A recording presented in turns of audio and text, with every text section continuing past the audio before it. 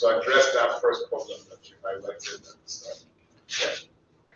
Yeah. In a few words, you don't have to do it all. All right.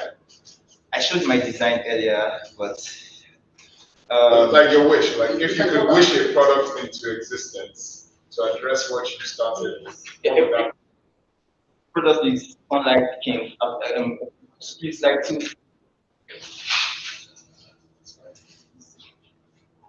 It's like 30.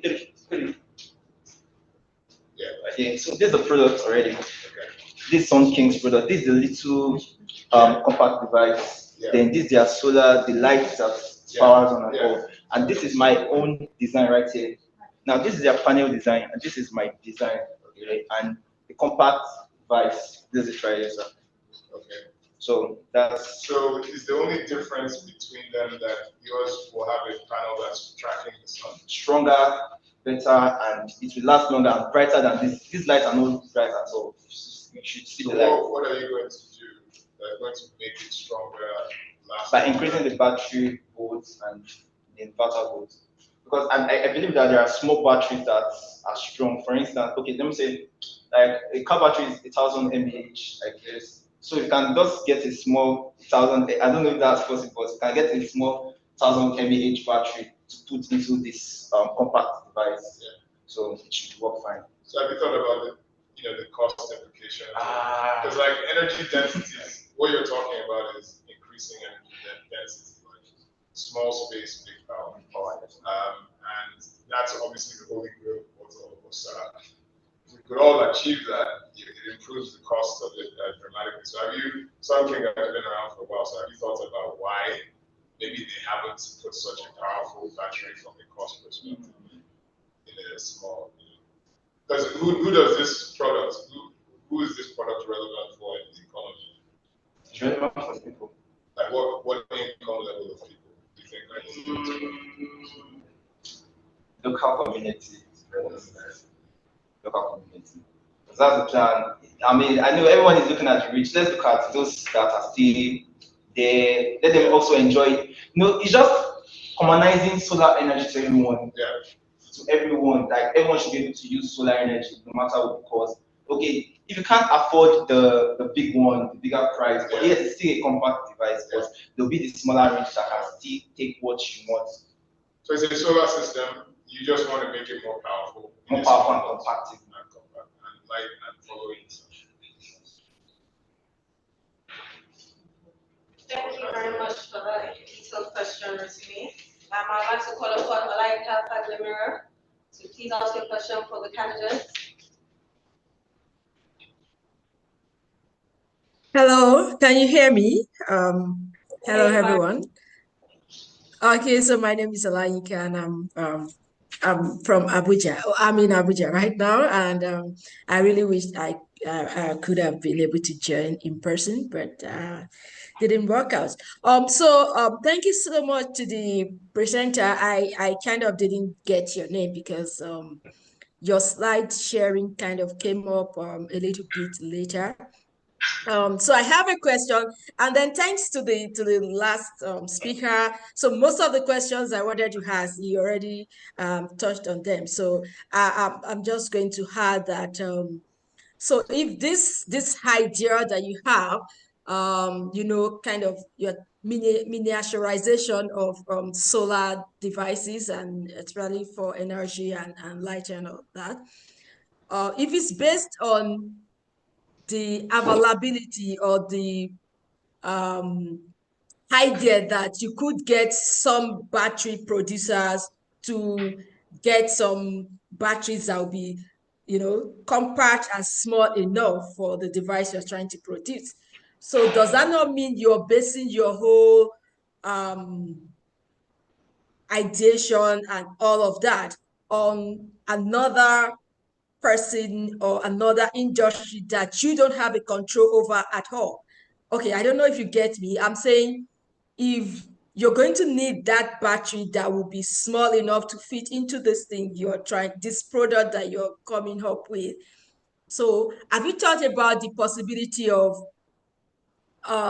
not getting a producer, a battery producer to come up with the size, the right size, and this, weight that you want for your product. So how do you go about that? Like, if you have to depend or rely on the availability of this other device that you don't have a control over. So how do you go about that? All right, thank you very much for that question, man. It's a team, it's a teamwork. One person can't do this work, it's a teamwork, and I can't be the only one producing the compact device, the solar. I have to have a team that can actually produce a battery, a team of people that can produce a battery and knows about battery energies and produce something that can be compatible. A team. This thing is a collaboration. I can't do it alone. I need a team of people also that knows about battery, knows about energy, knows about solar energy, bring in their idea, what they also think can work for it.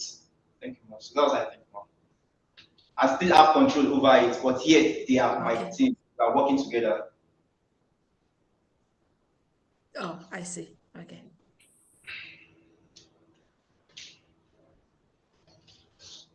Okay, thank you very much, Shady, for your answers. If there are no more questions, okay. So I like to get down into the engineering bit of it, and the reason why I want to do this is what is your background? IT, electronics, power, computer science. Okay.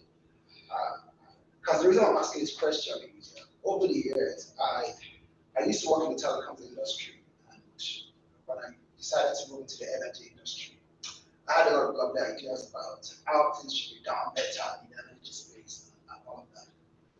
But I realized that there are some fundamental engineering challenges that people are facing in the energy space that most of us that are from the IT world, it's almost like we live in a bubble where we feel like, oh, I click on the button, something will just solve the problem without addressing the fundamental engineering needs of it, that needs to be addressed. And that takes me into discussing about your idea of capturing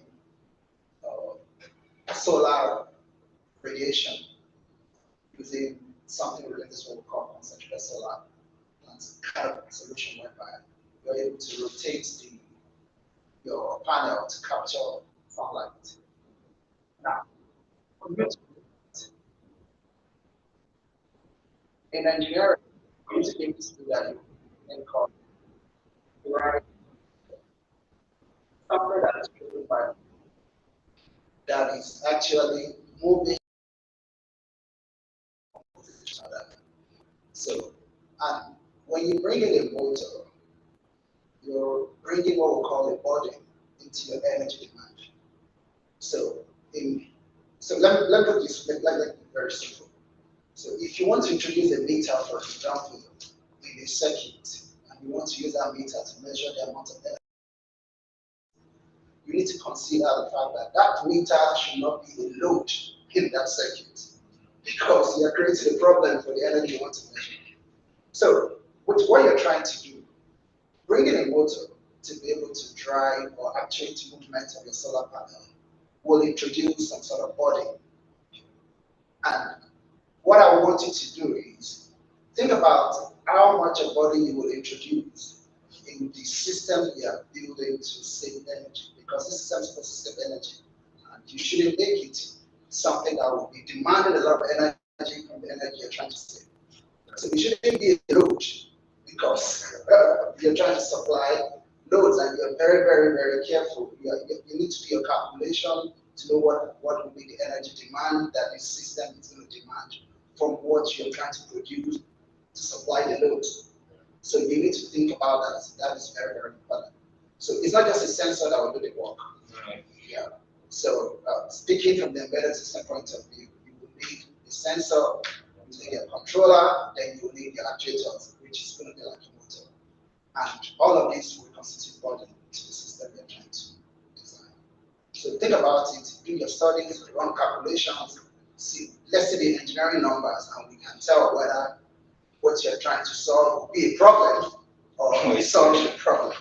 Yeah. If I can build on what he's saying, exactly. If I can build on what he's saying, I mean, you don't want to create a solution to such a problem, right? So you said you interned at Arnold, right? So in addition to what he's saying, I would also really study your experience, like what the team has already built a technology that's solving a problem in a certain way, but why, for example, and ask the first principles question, why didn't Arnold put in a solar tracking, for example? Or why didn't it put in something of that nature that's tracking the sun? It will increase the amount of energy production, because obviously now you can follow the sun curve, and there are many people that do that in the world. But you always have to think about first principles engineering, like he's saying, and you also need to think about economics. So if you're not an economist or if you're not a finance person, you need on your team, you need someone that's going to tell you the truth about, yeah, we can do that, but this is the implication from a cost. But at the end of the day, when you bring this thing to market, you're going to be competing with other people in the market. And there's one industry that is at 1 million solutions there. This is the industry. There's for the same 5 kVA or 2 kVA solution, there's everything from really cheap thing you can find in Alaba to a premium solution that will deliver a really good experience. And so you need to map economics, first principle engineering, and then you need to understand why is this solution important to solve this specific problem versus I love the idea of this solution and I want to bring it to solve this problem. Because when you get to the market will tell you, you created something that we may or may not value. So I think just make sure you build with your users in mind. Do you get what I'm saying? And just to add to that, so what you should do, if I want to shoot, is to find out where this technology exists already. So because there are concentrated solar plants all over the world, and what they try to do is to use some kind of mirror or so to capture, to redirect the direction that the sunlight should go, which is allowing the solar to track the sunlight. Now, those kind of technologies are usually used for large power plants. These are the big concentrated. Yeah. But there's even the ones for homes. Like you have solar systems that the panels will tilt, but they don't sit flat on the roof. They sit at an angle, and then the panels will slightly adjust. So it's actually the mounting system that does the rotation of the panels. Okay, so it's more just like regular. That is more like you're just tilting. Yeah. You're not rotating. Yeah, it can curve and follow the sun. So if in the day it starts over here, by evening it can. So some of them have the actual tilts where they just tilt back and forth diagonally, and then others can also tilt like kind of on the degree, like and follow the sun. But that technology exists at a small scale. But I don't think anything exists. I'm not sure anything exists like something that looks like a mirror that's following, because that's what your design looks like. It looks like a little circle that's like following. So yeah. So with that, like you mentioned, think about economics, that some kind of technology will only work for a specific amount of maybe if you're generating something in the region of 10 kilowatts, maybe it makes sense to have that kind of technology. Yeah, but if you're going below a scale of, let's say, 5 kilowatts, it doesn't make sense. So you need to run those numbers to say that at what price point would this technology make sense? I look at China, US, Germany, essentially the most advanced solar technology, Saudi Arabia, so on and so forth. Some of the most advanced solar technology that you find it in those places, especially like China, because they're leading the way in producing all these different things. You even have like drone technology today that will speak to the panels and fly and come and like clean the solar panels. So there's a lot of very advanced things out there. So I'd actually do some more. I increase the depth of your research to find out what already exists on a small scale that you can, like Yinka was saying, absorb into your technology, so you don't have to build everything. Then you can put a working prototype together if it can be done, and you can start iterating and testing with your users from there to get to, okay, this is the real problem that I'm trying to solve, and these are the different components I need to do So some of it I have to make them, and others it's just better to just rely on a good manufacturer to use it. So it's a holistic thinking you need to. The thing I've injected to your work is holistic first principles based research, right? Follow the I don't know if you follow Elon Musk. I'm not sure he's always the nicest guy in the world, but the way he thinks is very fundamental. It's like always keep asking why. So when someone gives you an answer, ask why again, ask why, and then you now find the real reason why, okay, the customer doesn't like Sun Kings or British solar solution because it doesn't do X, Y, and Z. And if you hear that X, Y, and Z all the time, the real problem that you're trying to solve. Does that make sense? All right, thank you very much. Yeah, no, all in all, from my end, I think a lot of questions have been asked, and just words of encouragement from me. I think it's, for me, I'm impressed seeing like this idea is already being confirmed locally at the end, which is promising. Just need to go back on where it has to be going, and definitely some of the interesting of this. So keep the work ongoing and keep researching. There are lots of solutions out there trying to reiterate as well. So keep the good work going. Thanks. Yeah, well done. Well done. Thank you very much for your feedback, judges, and thank you for that presentation, Chidi. I would like to call upon Bekwapu Undi for the next presentation on Green PX. Also, judges, I'd like to call to attention your score sheets, so that would easily help you to consolidate your results. And also, let's keep it to 15 minutes for the next candidate. Thank you. Good morning, everyone. My name is Bekwa Undi from Joshua State. I happen to school in Abia State, Aba precisely, and during my time in school, I came across an opportunity. To be among the participants to learn how to fix solar panels and some other devices within the home. And from there, I proceeded to learning product design. So I worked with another firm that were into producing or manufacturing stuff like physical products. They use 3D printers, they use CNC machines, and so on and so forth. So from there, I built interest in solar. So I went ahead to design some compact systems. I went ahead to meet with a few people that were sharing the same ideas I had.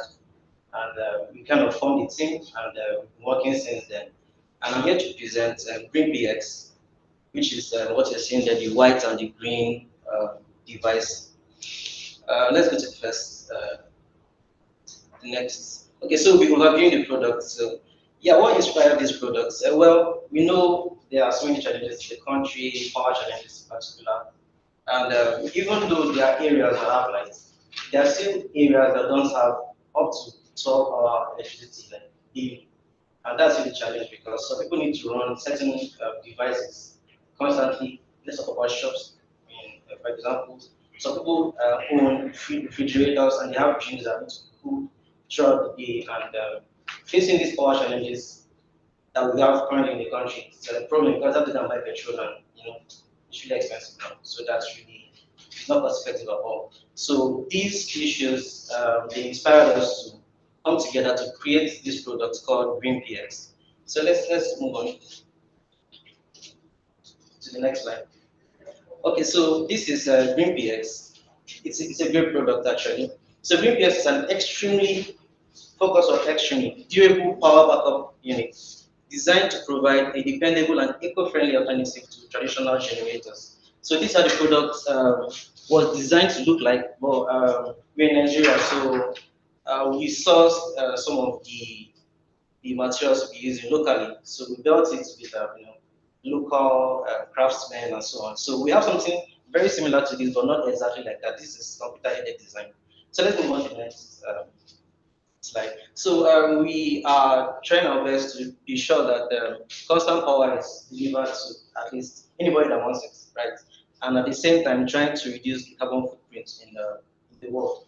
And also we're trying to make sure even people that usually won't have access to stuff like this because of money costs and so on, we're trying to make sure that they access products like this through flexible payment plans. Okay.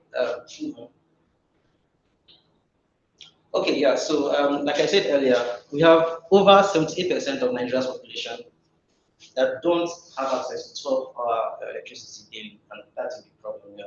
So we're looking at figures here, over 176 million people in Nigeria that face these issues. So we are trying to target residential customers, SMEs, and remote and off-grid communities, also developing countries, because we won't focus only on Nigeria, we plan to expand too, and green tech enthusiasts. So these are target markets. Please move on.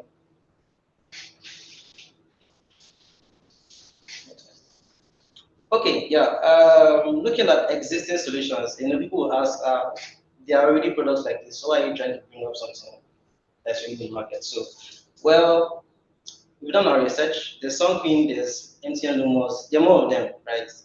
But we're trying to stand out with some certain features. For example, customization.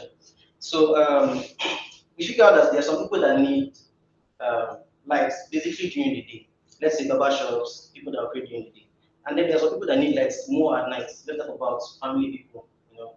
So we are bringing this initiative that if you want a particular demand for power, you can meet us and we'll customize these units for your needs. So if you're someone that needs power mostly during the day, we'll make sure we cut down on the battery size and give you more solar panels so that it will serve you well during the day. So you don't need to store plenty of energy and waste money purchasing the unit that would have large batteries inside. I know batteries are like one of the most expensive parts of the solar system. So we make sure that we customize, and in the process, we cut costs for you, which makes it more affordable. And also, it's eco-friendly in nature, although others are too.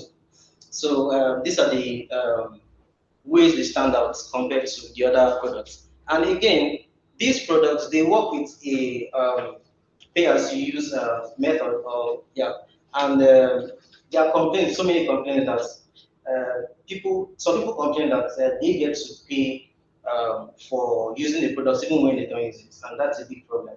So we are trying to scrap out that problem.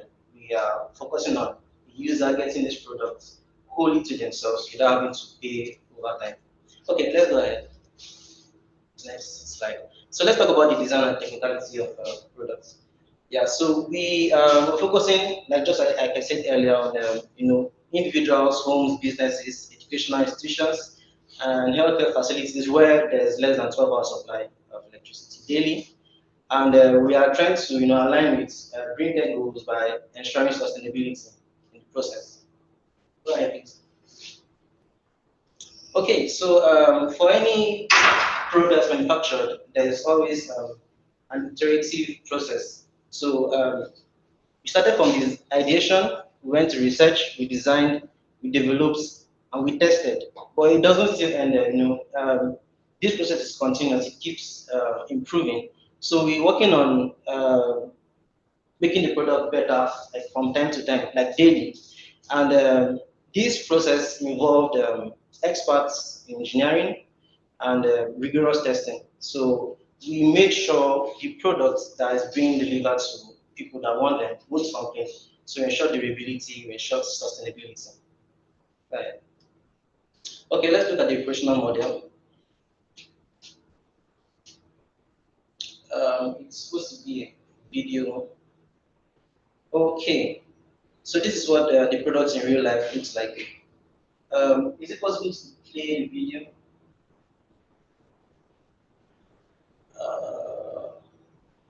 Well, if it doesn't work, no problem. But we have something similar to what we showed earlier. So that was the physical product that was crafted by us. And okay, let's talk about the features of the product. So we have features that are not limited to energy storage units, which is basically the green and the white device you're seeing there. It has lithium-ion batteries within and effective battery management systems to manage power as much as possible. Then we have electronic systems and components within. We have adaptive peripherals, they are optional. So getting these products, you could decide to get it with attachments, which include DC bulbs and solar panels, which you can see displayed there. And the device also has a functional display, which is in front of it, so you can monitor the system, and then it's extremely mobile, so you can be carried from one place to another. And based on the spec you're using, you can either use it in one hand, you can take it to anywhere, food camping, etc. So go ahead. Okay, so yeah, this is the basic product specification for each of the devices. So we have a range of 300 watts to 5,000 watts for the power, depending on, like I said, customization. We have the voltage output is normal 220 to 240 volts, frequency 50 hertz, pure sine wave type, lithium-ion battery. We have a series of protection, as overload, short circuits, and surge protection. And the common materials is iron and plastic, and we have a standard warranty, which is our least number of warranty, which is 2 years. Go ahead. Okay, let's look at how the product can be used. Yeah, so for our use cases, we are considering all of these. So individuals, schools, homes, restaurants, offices, villages, developing communities, and even camps. So if you go camping, you can go along with our device. Go ahead. Okay, yeah. So while we are trying to ensure that we provide power, try to make sure it's reliable. I'm trying to make sure it's sustainable by reducing the carbon footprint on Earth, and then at the same time trying to stay as efficient as possible. Right. Okay, yeah, and comparing our product to the regular petrol generators, well, over time, it has been proven that it's more cost effective to get our products compared to using the petrol generator and buying petrol every time you want to use it. And at the same time, yeah, you end up saving because over time you spend less. Yeah, and we stand out because of our customization features, so we can tailor our solution based on the diverse energy needs of the population. And our product is affordable. It is about 5 to 10% cheaper than what other products of the same range have. And then we also make flexible payment accessible to our customers. Our products are durable. They are made with locally sourced materials, and also those that you cannot source locally, you get them from outside. But we try as much as possible to source locally because it's cheaper to source locally. And then our products, they boast of a good lifespan because we use lithium-ion batteries within. Go ahead. Next slide, please. Okay. Yeah. So we've been able to deliver a few of our products. They've done with testing, done with production, and we've had like mostly positive comments. So stuff like this. Negative comments, they are based on sometimes user preferences, because some people get, let's say, a 1 kVA system and they end up trying to plug something like a 2 kVA device on it, and then goes bad and start complaining. So that's like user problems. But most of our feedbacks are positive, and the product is so far. So yeah, to summarize, GreenPX is not just a power solution, it's a transformative force in Nigeria's energy landscape. With its unique features, adaptability, and commitment to sustainability, the aim is to redefine how Nigeria and Africa as a whole accesses and utilizes power, contributing to a cleaner and more resilient future. Next slide, please. Yeah, so we are crazy people, right? We trying to see that we touch 1,000 lives next year. That's our ambitious goal. And to achieve this, we'll be needing your help and your help to achieve this goal. So that's it from me, and thank you very much. There are questions.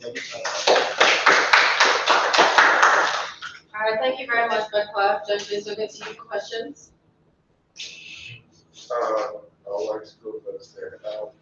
Well done. Bekwa. Okay, yeah. So first, I would ask: is GreenPX currently commercialized in the market? We have just a few of them in the market. As a test run for. Yeah. Okay. and this is just my own general opinion, right? For me, you've replicated 1,000 of other solutions that are currently out in the market and doing loads of work with PS. Maybe you could touch more on if you're going to sell Green PS to me, why should I come for you? Why should I come for your product exactly? Because I could easily walk into something and say, customize a solar panel to just supply me for this number of hours as well, and they'll go into the business. But what's the build for me, I've not seen the design or the technology. Seems like what already exists. I'm looking for the unique feature. What's like the radical thinking behind the Green PS? Because I know 1,001 companies that have their trying to solve a power solution in Nigeria and even make it as cheaper as possible. And you'll be surprised. You think yours is cheaper? I'll bring 500 all the companies who have cheaper solutions trying to sell before. But I mean, what would be the catching point for me is in the unique design. I'm not, just look at me as a layman, but tell me what uniquely is different in each one. Okay, yeah, first of all, customization, right? Yeah, you can meet us, you tell us you want this particular product for a particular purpose. I will customize it for you. And then also the materials we use to produce these units, they are sourced locally and we make sure we go for durable products. So we avoid going for products that are very, some products with fashion, but then they don't have the efficiency to work. So we try to make sure we go for these particular products. And also, we use lithium-ion batteries, and there are other products we compare with ours, and we make sure that the production process we scrape out things like IoT and some unnecessary electronic system within that will make it expensive. Yeah, so stripping out those electronics and so on, first of all, it will reduce cost and then it will increase efficiency because there will be less components within the system using power. So that's what's standard. Okay, yeah, so what happens if within a period of 6 months my energy demands change and you've customized, you've spent what amount to build the system for me and I need to scale up my energy demand? Is it like you need to build another system that needs to meet my new demand or you just scale the existing one up or how is it? Okay, yeah, so the systems, they have a standard size, right? And they can be scalable. So even if you want a 300 watts or a 5,000 watts system, it's coming in within that same product. So we can scale, but if it's above what we have, if it's above what the device can carry, then we'll produce a new one.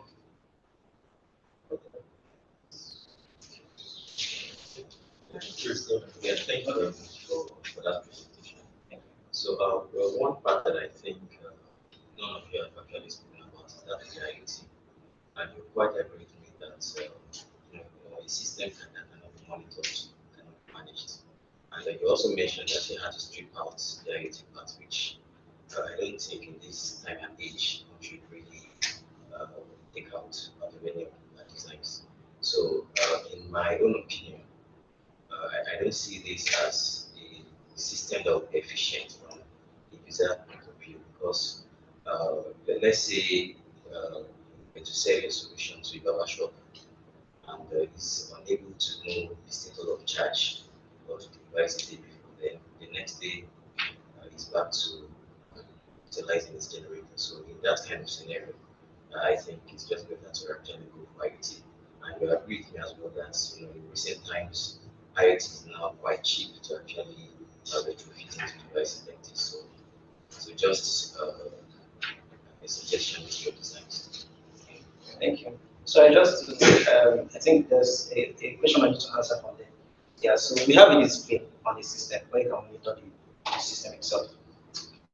It's a display screen. So you can monitor the battery charge status, you can monitor basically a lot of things. So just to pick up what it's trying to say. So he's aware that you have a display system. Yeah. But that takes me to my whole question, which is what is your strategy for after sales support? Because if you're very keen on providing after sales support to your customer, then your display screen won't cut it. That is why IoT comes to play. because when you check the state of charge of the battery, the state of health, it's checking the battery voltage, charging voltage, and all of that. That to come through IoT. So as a business that is looking at providing after sales support, you want to have access to how the system is performing wherever you are to be able to say, okay, maybe the reason why the system is not retaining charge is because the charging voltage is very poor, something has gone wrong. So that first time intervention to support your customer after sales won't be there. And that is going to be a challenge, and that's what we're trying to bring to your attention. Thank you very much. So many points and questions. Okay, go ahead. Okay, so let me just quickly run. From my point of view, what I think is standing out from what you offer is the mobility of your solution. Because when I compare what you are with what the companies are trying to compete with, or the businesses already existing are trying to compete with what they have, in terms of mobility, that could be a bit of a challenge in terms of moving your system from one location to another. And I always say that when I see systems that are existing already, and I see gaps in those systems, I don't think that the people that develop those systems are stupid. Allow me to use that. They must have thought through everything before they put it out in the market and see where it goes commercial. So they thought through the challenges. And I feel that one of the challenges that they must have thought through, which I feel you're also going to have, is safety. Now, electrical installations are very, very, they could be dangerous as good as they are. And when it comes to moving your solar arrays and your system, your all-in-all system, which is your storage, your charge controller, and everything that is in the box, you need to think about the fact that when you move into a new location, how will you deal with cable management such that you don't have cables that are not properly fitted, there's no proper cable routing. Some of these fundamentals, I like to talk about fundamentals a lot because I struggle with fundamentals coming from an IT background.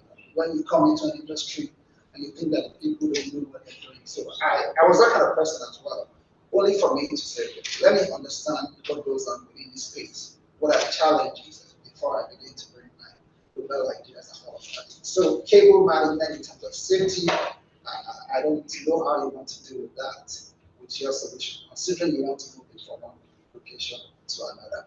If it's a 300 watt system, sub 500 watt system, not a problem. But when you start talking about 5 kilowatts, the ability to power moving this kind of system around could be a challenge. That is one. The second thing for me, you mentioned, you said you're not considering IoT, but the system you want to deploy is such that people will be able to pay over time. Okay. There's only one of payment. No. The pay over time is buy now, pay small. Yeah, but there has to be a way to ensure that if they don't pay you, you get them disconnected. Yeah. Or do you want to start chasing them with police? Yeah, so we don't handle that. So we work with Credit Clan, Horsepower, so they handle services like that. So they handle that aspect. So we handle the production. Yeah, so just to let you know again that the people you're trying to compete with, the products you're trying to compete with that are on the market already, there is a reason why they introduce a system to disconnect some customers that are not paying. Okay. Because it reduces your risk of recovering your whatever revenue you're supposed to be making that you're not able to make. So because the last thing you want people to do in this part of the world is to start chasing the defaulters up and down. So there has to be a system that makes people know that, well, if you're supposed to pay me my subscription for this system or my back payment for this system at the end of every month and you're not paying, then the system disconnects itself and nobody's able to use energy from that system. And that makes every customer accountable to the fact that they have to make sure that they pay every month for whatever they subscribe that they don't pay.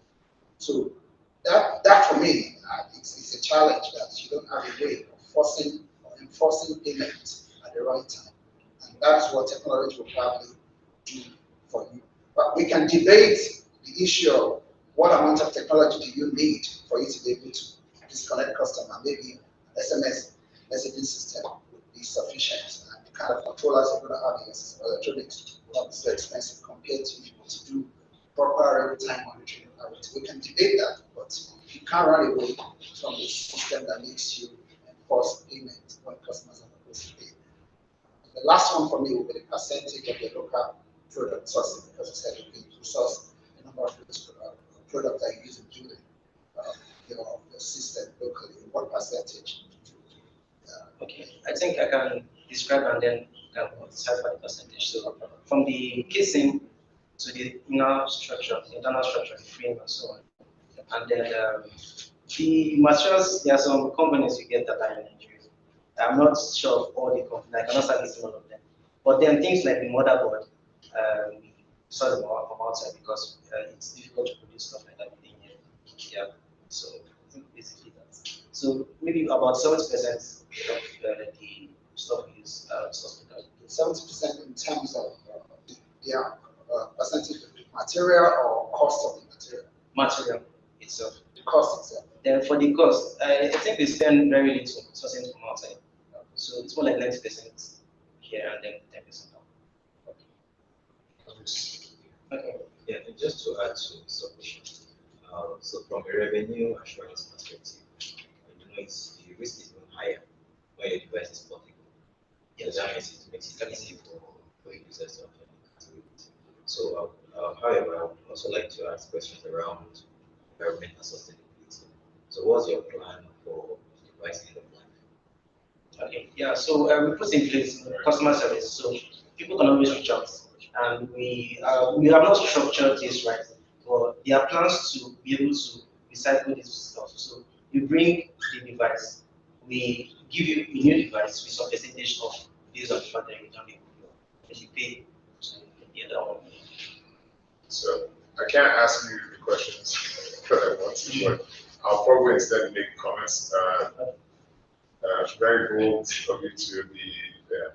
Like there's 1,001 products out there, so you trying to build one in Nigeria locally, hats off to you for trying. I would definitely, if you can strong arm them to allow them to be your mentor, I would try and achieve that before you leave there today, because he's gone down this path, and there's probably no one better in Nigeria today as a Nigerian building one of the best products in the world that can be your mentor. So don't go down the path by yourself. Fundraising to build hardware is not easy.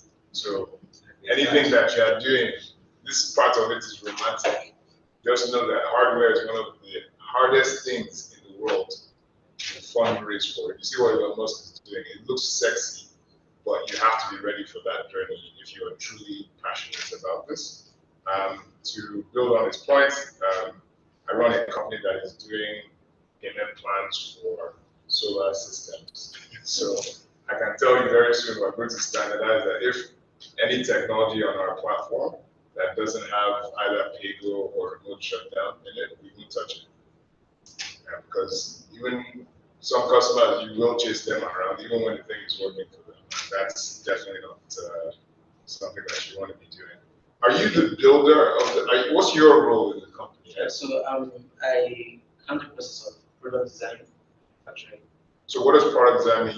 Are you designing it on computer and saying this is what should be, and then someone else, do you have like a manufacturer? Yeah, so we're a team. So, are you guys all founders full-time? Yes, co-founders. Yes. You're co-founders. Okay. One path I think you should consider is potentially taking yourselves, and if you're seeing that the path of fundraising is too hard, how do you convince an energy or someone to absorb you guys as a team to give you a lab to innovate? Does that make sense? You don't always have to be an entrepreneur, you can also be an entrepreneur. So if you, meaning inside a company innovating, so if for whatever reason you find that, I'm still passionate about this thing, but this fundraising thing is too hard and people are not giving me, so you may not need to stop, you may just need to think differently about where it is that you're innovating. Does that make sense? Because obviously, there's a huge market for it. So.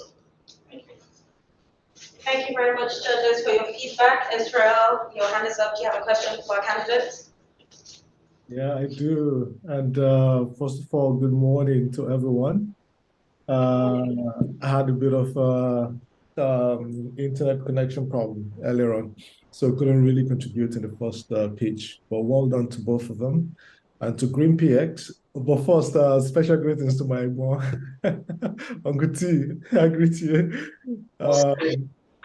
Yeah, so I really loved his speech, GreenPX. Kudos to you. Your deck is very clean, crisp presentation, nice visuals. Those things do matter, when you're pitching to investors. This is a demo, but hopefully pretty soon you're going to be pitching to investors. So you're already on a good path in terms of your pitch strength. I like it. In terms of the product innovativeness is, there are so many solutions out there. Rotimi just highlighted quite a few, and the other panelists as well.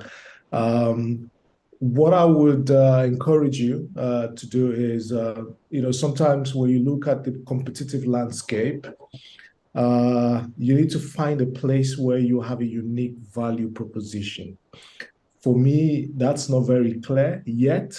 In your proposal, you talked about the features as a differentiation, but I still don't get that features really well.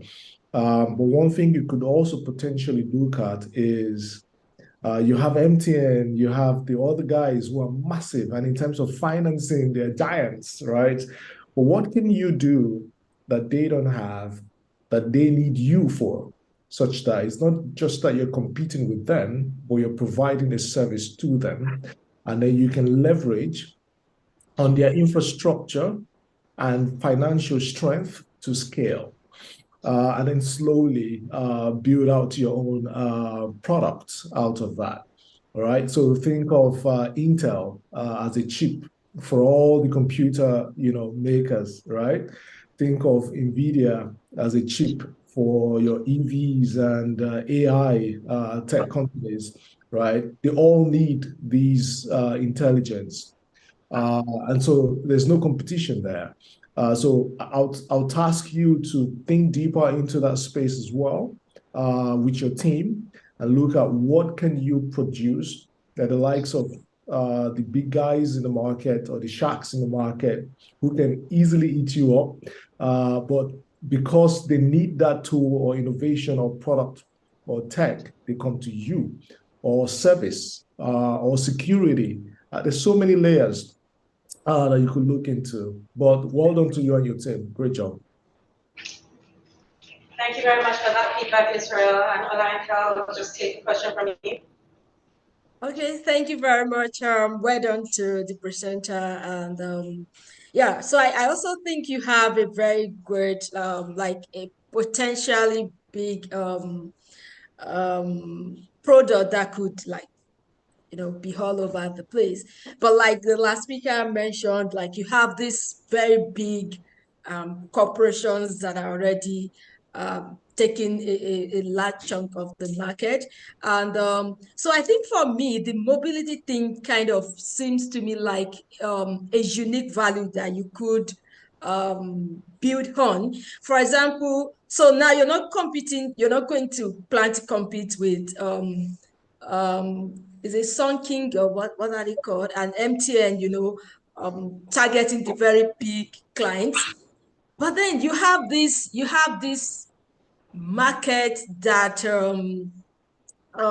so looking at people who have very little energy needs, you'll be shocked how many small scale businesses are there in Lagos, in Abuja, Port Harcourt, all over Nigeria, whose needs, like their energy needs are so small, and if you could focus on that market, like you're not looking at the big ones, the hospitals, the big corporations and all of that, but now you're focusing on this demographic that uses very, small kind of energy.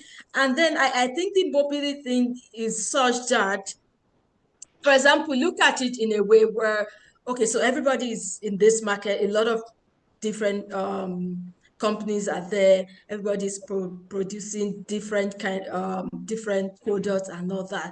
But then how many of them have, their products that could be moved around?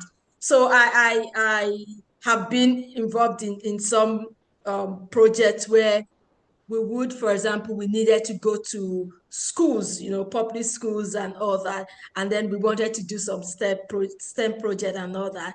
And we had to literally carry generating sets. Like we have to move generating sets from one school to the other, from, schools in rural communities and all that. So for me, as a potential client, if I come across a product that would give me the, just the amount of energy I would need for maybe to project screens, to use laptops, little energy requirement, and then I can move it around, from one place to the other. I think that would be something that I would be interested in. And I'm sure there are a lot of people like that who have needs for such mobility in terms of the product that you are proposing. So I think it is something you should look into, and it could be like that could be your niche, like creating a niche for yourself. Okay, we have this mobile power thing where people can just move it around. Where looking at what the other speaker said about safety and all that, so it's something you could look into, the safety issues, and then you can have those kind of hedge above the other competitors. Thank you. Thank you very much, Alana. Thank you. And thank you very much for that presentation. I would like to call upon Marvelous Alex for our next presentation. I'd like to remind you that we have 5 minutes allocated to the presentations and 3 minutes for judges for questions.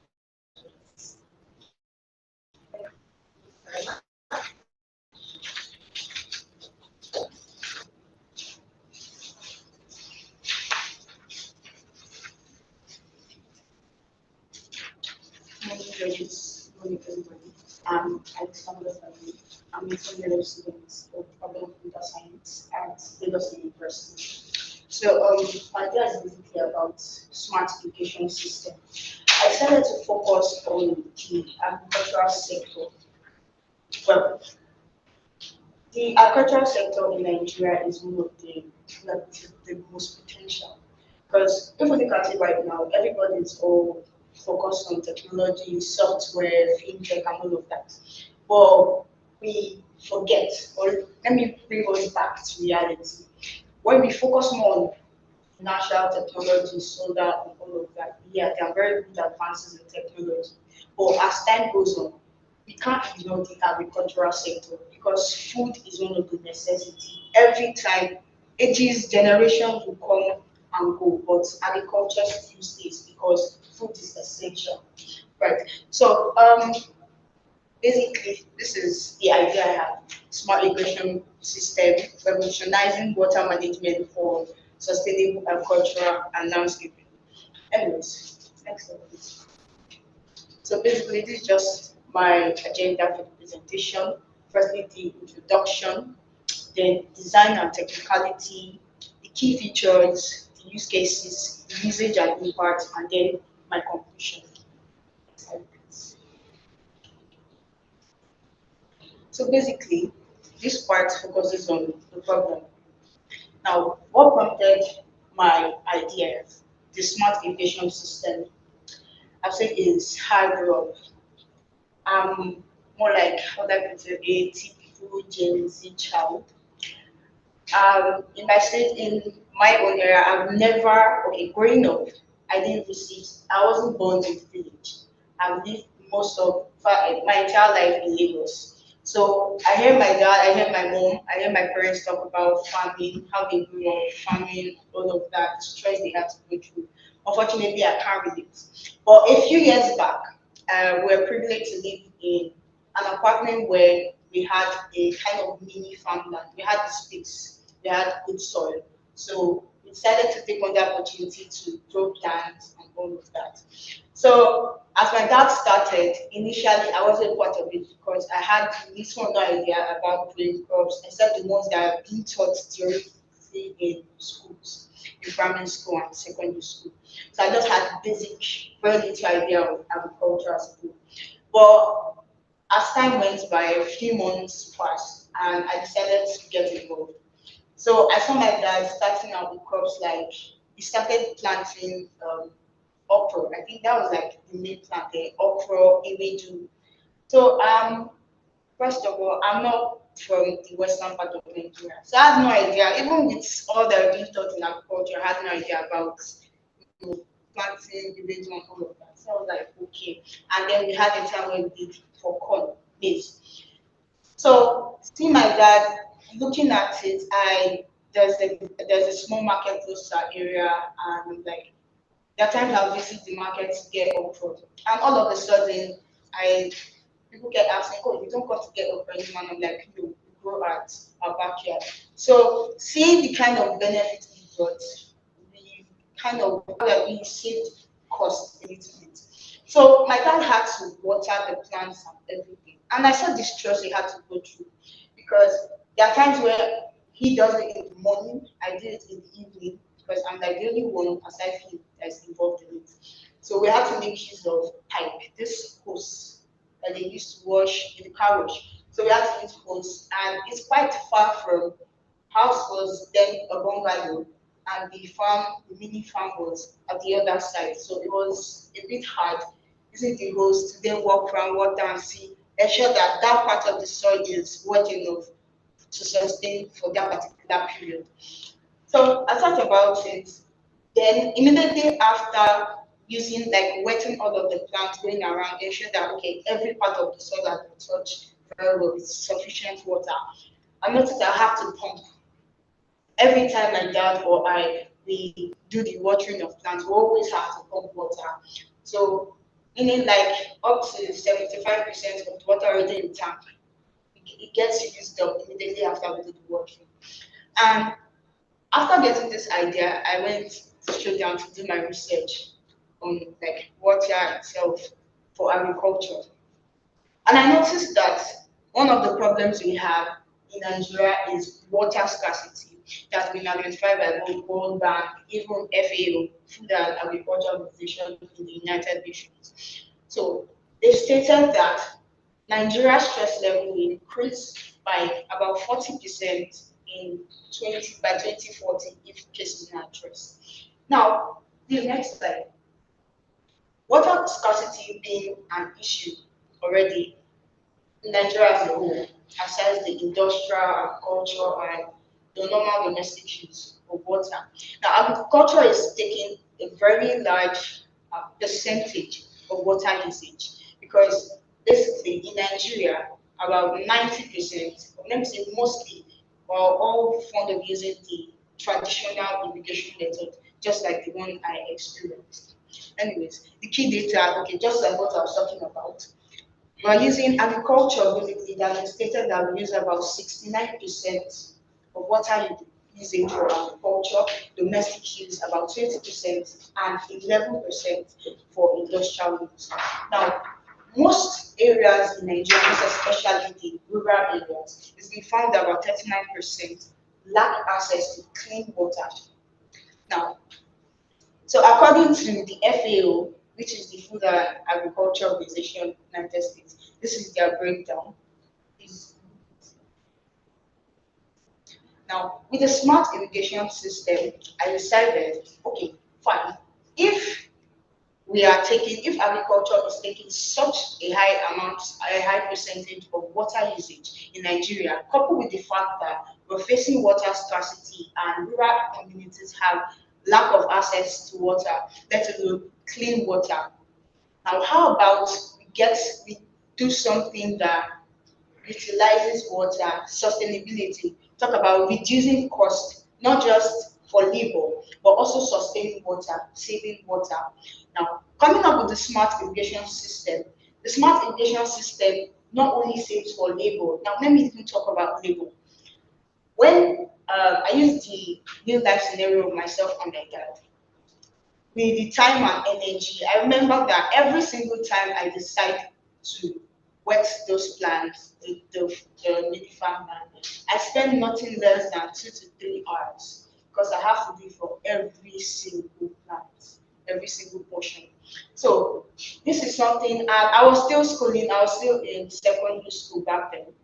I was in secondary school. So I had to go to school, I had to study, come back from school in the evening and all of that. So coming back from school, I'll still have to water plants. So now let's imagine the large scale. Let's think of the large scale. You have a very big farmland. Now you will have to employ labor of at least nothing less than 50 persons for a very big farmland where they will have shift. Let's say about 20 persons. If we're using the traditional method, I'm talking traditional method now. So you have about 20 persons. They have like a form of division of labor just for irrigation of water of plants of the farmland. So I have, let's say, the 5 persons are in charge of the pumping of water. This is in charge of moving the hose and the pipes for different sectors of the farmland. And then for the evening, there's a shift, like 20 persons in. So this particular 20 persons will do this for 2 days, and then maybe a shift. You have after the 2 days, you have 20 more persons. So they take turns. I'm doing like a typical Nigerian farmland. But with the smart irrigation method, you have like a cost in you have a cut in labor. Now there's labor savings. How do I mean? Rather than having 50 persons on the farmland, the work that 50 persons had to do with the smart irrigation system at maybe of just 5 persons. How do I mean? Now for the smart irrigation system, you would have a mobile app, a software that is responsible for remote monitoring and control. Now, all of this will be built with components like Arduino, you have Arduino, then you have sensors, you have like a weather station, depending on the wind, it's able to detect the wind, temperature, and all of that. So imagine a case where in normal traditional method, you'd always have to pump water and you use the carry the hose around. So aside that, you're burning energy. And remember that you're also going to pay the people that are going to do all of that work. But with the smart irrigation method, you have persons that are in charge of controlling via your mobile application. Right. So now, aside using the mobile application, there are features. They have the key features, sensor-based irrigation. So for example, let's imagine the period where we have it's rainy season. Now, rainy season, we know that rain falls almost every time, like almost every day. I could talk about June, July. I think on a yearly basis, that's when we have like the rainy season. July, most especially the times when children are set to resume school. So for cases like that, imagine you're having rain falling almost every day, right? And then you have people that are still you can't detect when rain is going to fall or not. So you still need the services of those that water the plant. They still have to be on ground because you can't always detect. But with your smart irrigation system, you have a sensor. So all of this is connected with the ZigBee communication infrastructure. So all of the irrigation controller, the sensor base, all of them are all interconnected. So for even with your coupled with your weather station, for cases where they are able to read, okay, temperature, this is going to rain, it's going to rain, or there's already rain falling, it triggers your smart irrigation method. Once there's rain, your irrigation system doesn't allow for like wetting of plants anymore. It's not like there's a pause. It's only when you have periods that are little or no rain, that's when it triggers your irrigation. So when with the use of the mobile app also, when it's able to detect the water level that's going to be enough for each and every single plant. So if, for example, I have like a maize plant, I see that, okay, the level of water for this particular part of the soil is already enough. Automatically, there's a sensor on the app. It'll be like a sensor kind of. It helps you read. So all of those sensors and all of that saves you not only it saves you energy first off. It saves labor and also water. Now, there's no need for wastage of water where you have to use pump, pipe, and all of that. So your irrigation basically rain checks with the sensor and everything, the level of water that is going to be enough for that particular soil. And after that, there's automatic stop. Please, the next slide. So basically, usage and import, it is versatile and can be used to irrigate a wide variety of crops, plants, and landscapes. These include food crops, non-food crops, ornamental plants, lawns, and landscaping in residential, commercial, and public spaces. Efficiency and cost analysis. The smart irrigation system offers significant efficiency and cost advantages compared to traditional irrigation, just like I mentioned earlier. It can save up to 70% of water, reduce energy consumption, minimize labor requirements, and lower maintenance costs. Social and environmental benefits. The smart irrigation system has positive social and environmental impact. It improves food security, it protects the environment, it promotes sustainable agriculture, and contributes in community resilience. Now, the part where I talked about the smart irrigation system, being able to monitor the amount of water that is necessary for a particular level of soil. Now, with that, not only you're improving the health of the crop, because okay, back in my early days of still trying to learn how to water plants, I remember when my dad was first showing me when I was starting out. The times when he wasn't there, I was still that was like I think the third day. I would carry the hose and I would just be pouring water because I wanted like the plants to have enough water there. So I see the water like so wet and it's more like as if water is already flowing, like flood and all of that. And my dad is like, no, that's not how you do it. When you get to this particular stage, you look at it if it is okay. So it's more like the traditional irrigation system. You are using your brain to to do a form of checking out to see if it's sufficient enough. But with the smart irrigation system, all of that are already set in place with the help of IoT, those sensors and all. So now it also helps in with that form of solution. You are improving the health of the crop because now the soil is not getting excess water. In as much as you are saving water usage already, you are also ensuring the health of the crop. This is the next slide. Okay, so this is an example of a complete irrigation kit. This is the AEO irrigation kit. So there's a choice of getting components independently, but I decided to add this. So this consists of sensors, and all of these here are solar. They're solar powered. So you have your irrigation kit, the sensors which you plant on the ground, you have the irrigation valves. Irrigation valves are equipment that are placed on the farmland that have the ability that you connect, they have this opening mount where water springs out from that. So all of these are solar powered. This is a solar powered kit. So in as much as we're trying to use the smart irrigation system, talk about IoT and everything, I also focus on energy since solar is like one of the best advancements for conserving energy. So solar, so we have the irrigation control there, we have the sensor, and we have the valves. The next one.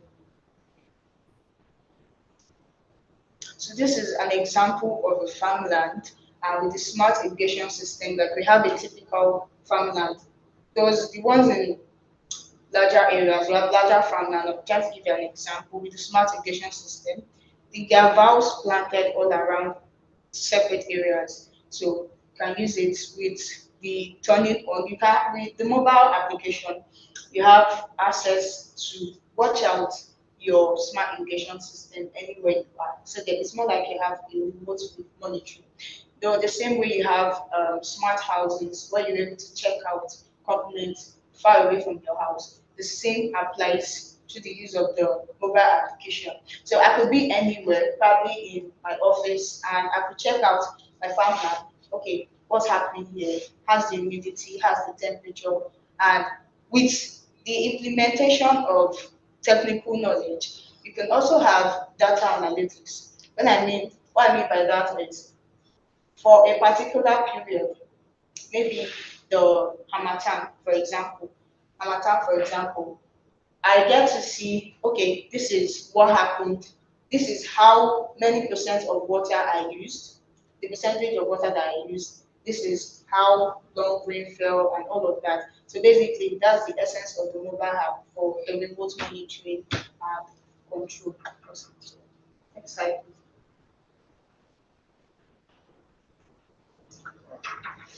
Thank you very much, Marvelous, for that presentation. In the interest of time, we'll take 3 questions from 3 judges. I'd like to start with Israel. Yeah, thank you so much, Federa. And thanks to Alex Israel, we Marvelous. can't hear you. Oh, can anybody hear me?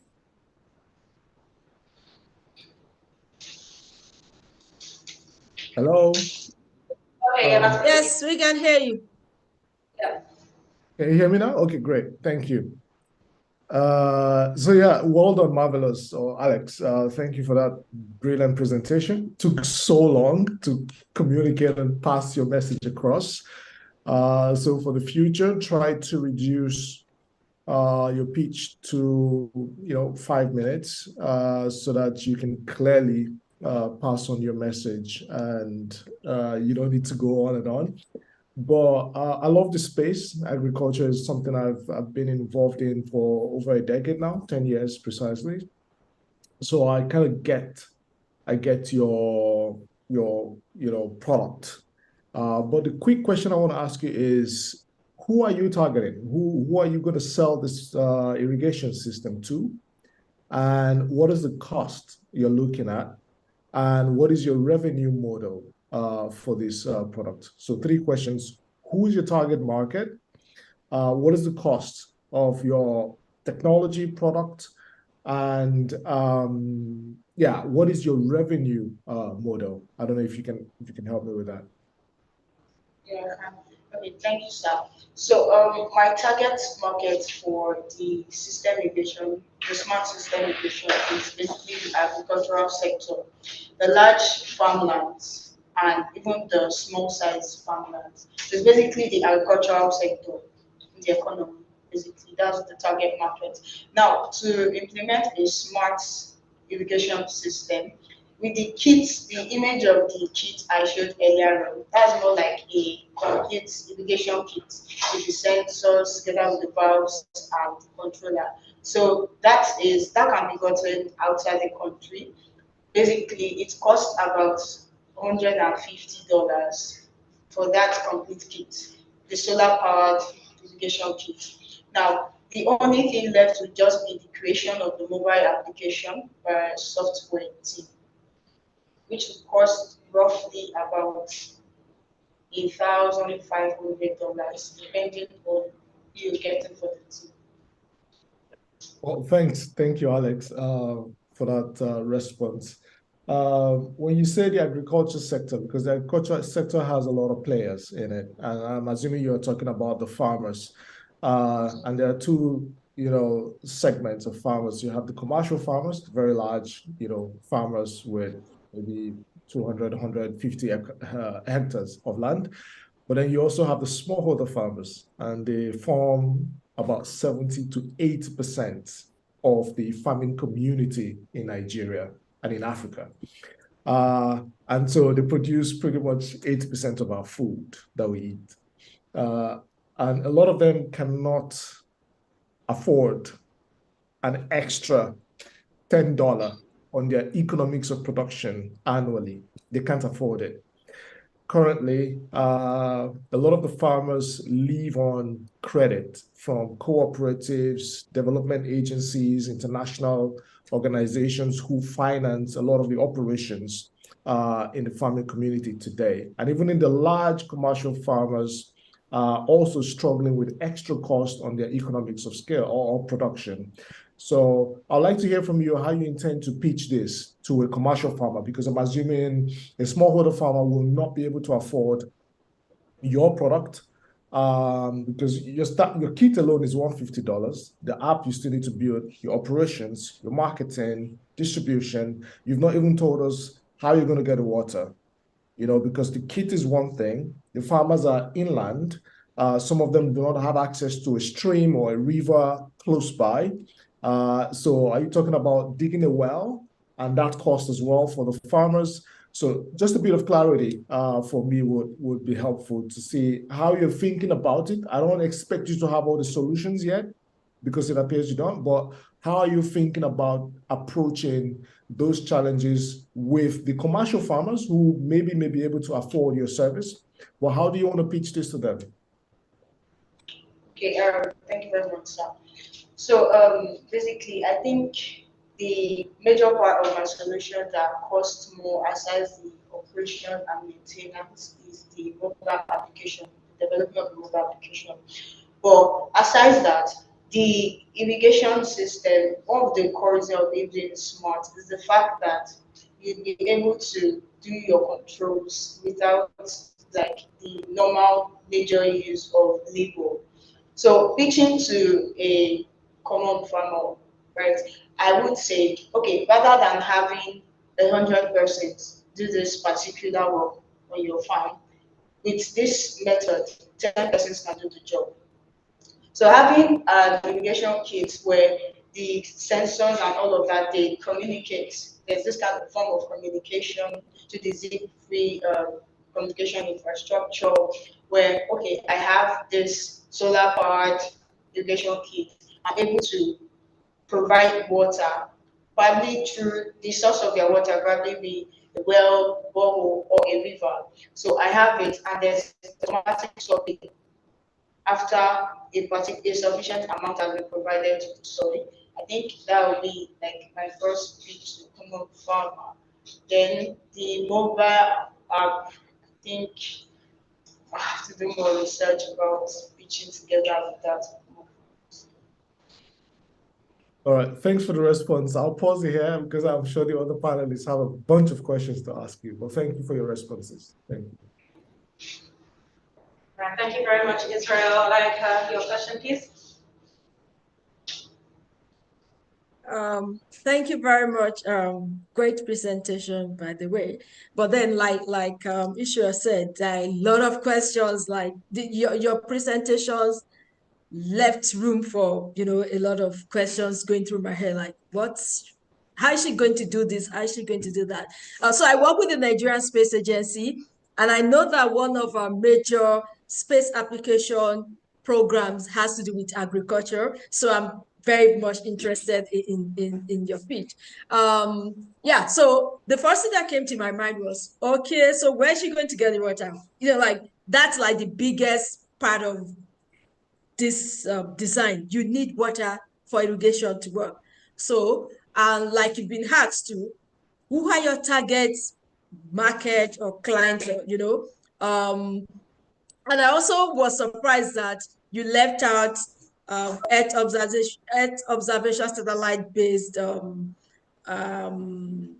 applications in your presentation, because like, how do you want to do all of this with just herbs and having a solar powered sensor that does all of that? So yeah, so I have a lot of questions, and I hope that maybe when you're responding to other people, you're going to touch on some of these things.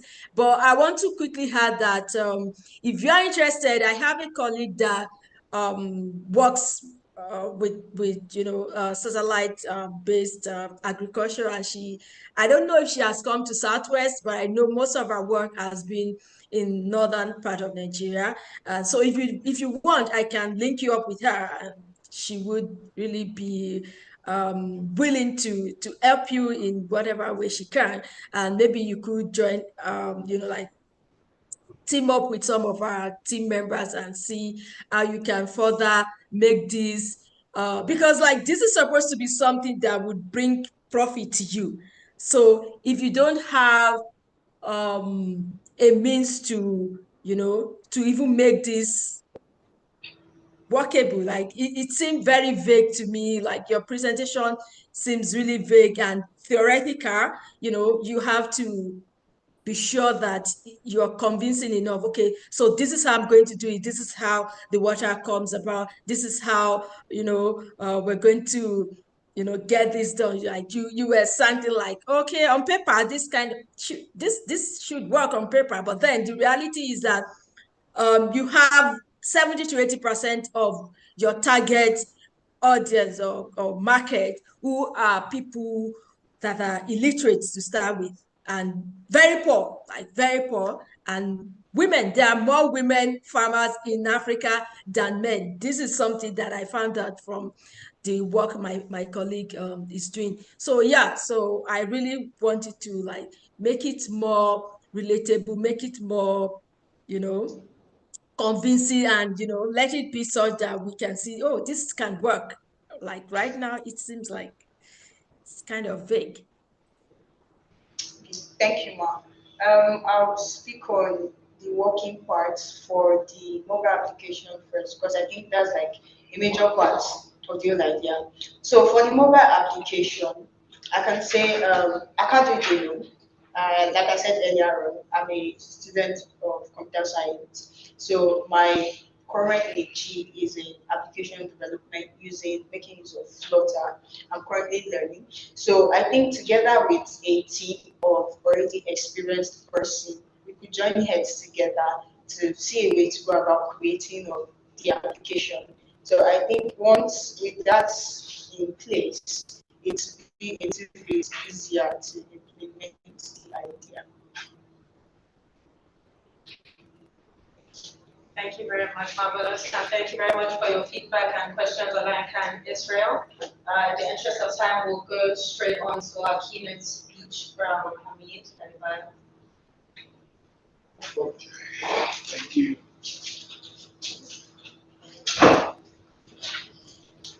Thanks a lot, and it wouldn't be much of a keynote speech because it feels quite close, and I like that it's actually very close. Touch. It feels like a touch in everyone in the room. And thanks for the people online as well. I'm happy to be here. I'm very inspired by what I've seen, and I mean, well done to the guys that come up to share their ideas and their thinking around, because this is what we need to continue to do as youth of the next generation. We need to keep questioning what we currently have in existence radically. Again, I'm Ahmed Adebayo. Until about a month ago, I was working as a project manager, delivering green energy initiative at IHS Towers. IHS is the tower infrastructure firm in Nigeria here, servicing the likes of STN and Airtel. And we ventured into the green energy initiative because of the challenge we have in diesel consumption and how high the cost of diesel is. So the network was highly reliable on diesel consumption. Now, over the space of 1 month, I moved a little bit from that into adding a unit called the Energy Management for the Lagos operations, which is tasked with still managing diesel, but ensuring that we infuse green energy initiatives into reducing the reliability on diesel consumption. Why am I saying this story? I think if you sit with me,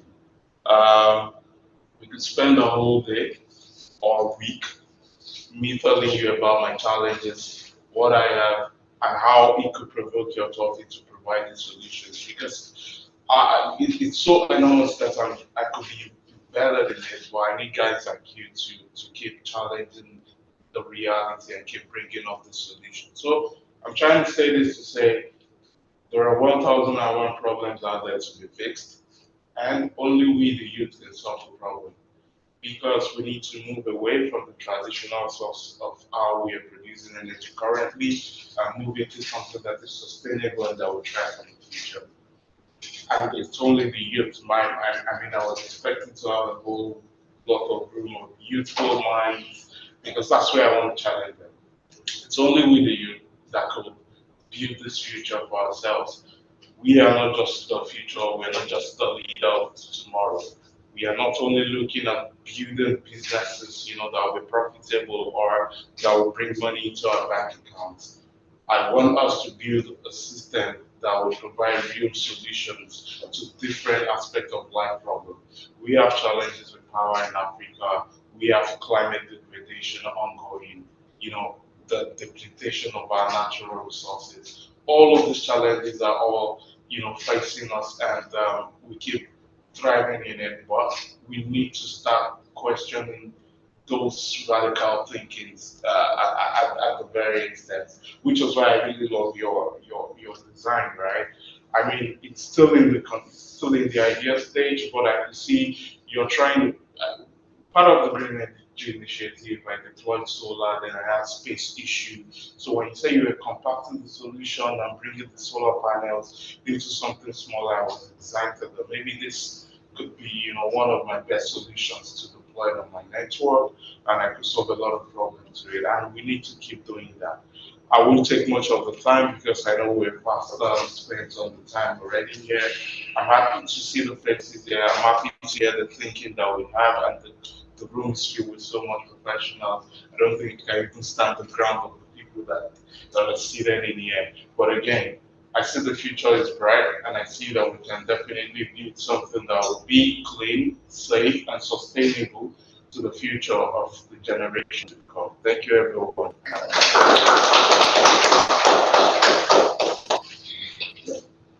Thank you very much for that, Ahmed. We'll take our fourth participant, Oluwaseyi Oluokere, who will be talking to us about solar water bowls. I would just like to remind us that we have 5 minutes allocated to the presentations and 3 minutes per question for the judges. Thank you.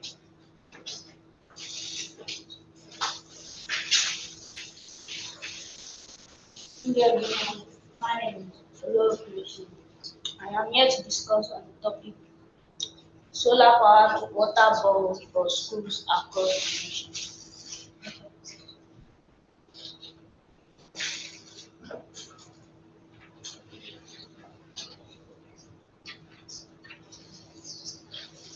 Solar powered bowls offers long-term solution to scarcity of water and provides water to millions of people.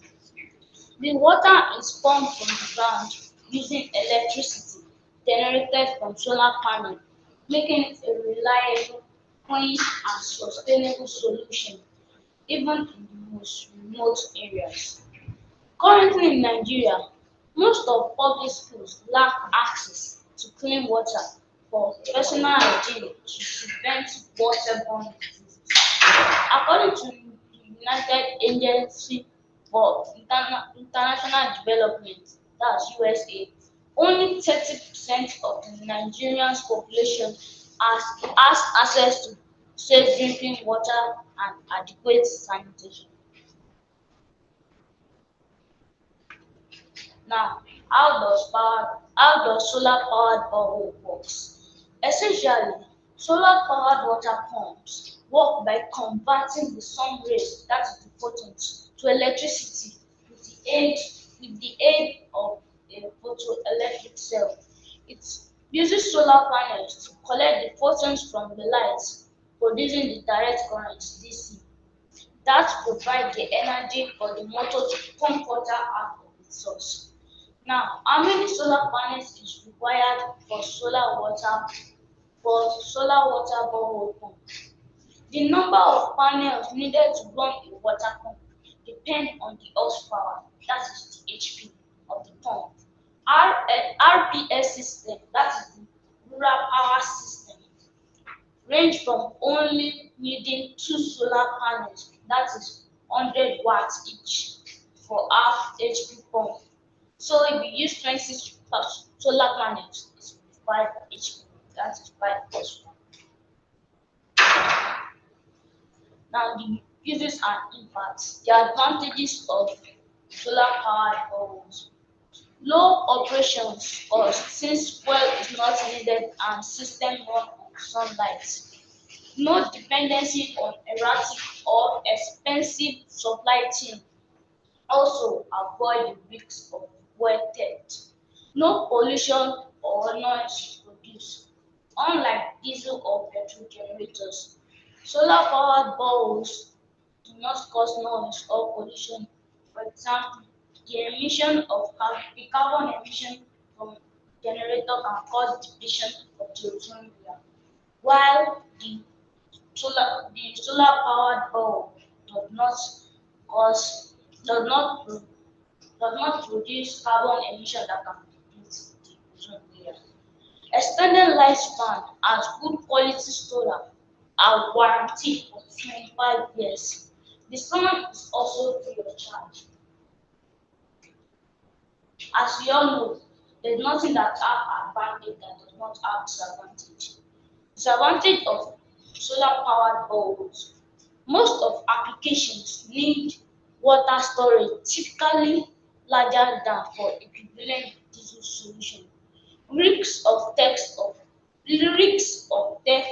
of panels that are still seen as a valuable commodity in some locations. System is dependent on solar radiation levels. Typically, spare parts and solar experts are only available at captive levels. Now, the summary. In conclusion, solar-powered water boreholes have been proven to be a sustainable solution to the lack of clean water facilities in schools across the nation due to its renewable energy source and extended lifespan of the solar equipment, which makes it a profitable asset at the long run at the same time reduce carbon emission. Now, my references are the United Agency for International Development, that is USA, Wikipedia.com, Water.organization, UNICEF West and Central Africa. Thank you. Thank you very much, Oluwaseyi, for that insightful presentation. Judges, with me. Am I allowed to ask how old you are? I was going to say that. How old are you? 12 years old. I'm not taking anything away from any of the other amazing participants. Oluwaseyi, you just re-inspired me as an entrepreneur. I just have to say that first of all. At 12 years old, I was playing video games and running around. There was no way I would have come up in front of men and women to come and so boldly talk about this innovation that you're talking about. Solar boreholes have been around for some time, but the fact that you know so much about it at this stage of your life, why is that? Why do you know so much about solar boreholes? Why does it mean anything to you, I guess?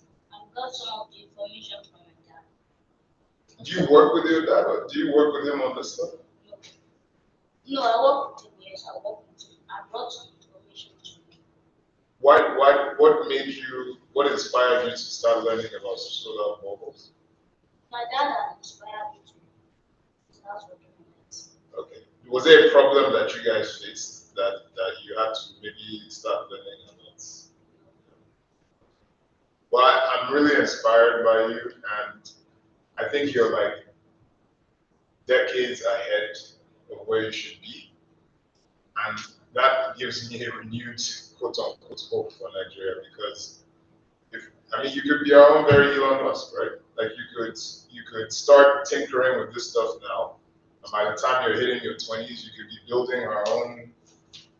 You could be working with these colleagues to really innovate in Nigeria. So all I have to say is keep going. If there's any way I can be involved in mentoring him and some of the people, just to continue to encourage them, I would love to. I don't have anything about Thank you very much, Ashina. So, I'm actually very excited to have somebody like him come around today to present to us.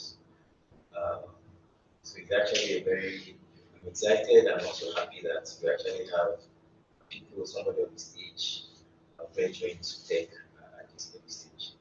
So, what I would just like to add is the fact that the last presenter talked about innovation, and she somehow left out how she's going to get the water. So somehow came around that to give us a solution to that. So that was very interesting. And and what I would just like to add again is the fact that I think when you are talking about agriculture, so the first thing that comes to mind is the conservation of water, which you are going to provide water, she's going to work on conserving water synergies. So perhaps you guys should work together. I don't know how that's going to happen, but yeah, it will happen. Thank you very much for watching the last presentation. And for our final presentation, we have Victor Durosaro to present to us on gas 3C.